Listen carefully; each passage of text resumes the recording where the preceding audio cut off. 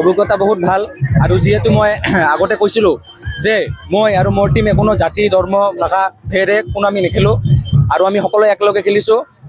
তো বঙাইগাঁও ছাত্ৰ সমাজে আমাক ভোট দি জয়যুক্ত কৰিছে। তো আমি এই আশা কৰোঁ যে আমি সকলোৱে মিলি এই বছৰ বঙাইগাঁও বিশ্ববিদ্যালয়ৰ কাৰণে অকে কাম কৰিম আৰু বঙাইগাঁও বিশ্ববিদ্যালয়খনক আগলৈ বহুত দূৰলৈ লৈ যাম।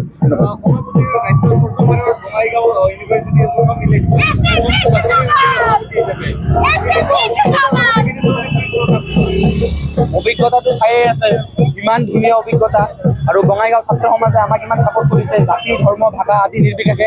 আৰু মই এটা কথা ক'ব খুজিছোঁ, বঙাইগাঁও আগত বঙাইগাঁও কলেজ আছিল, এতিয়া বঙাইগাঁও বিশ্ববিদ্যালয় ৰূপান্তৰিত হৈছে।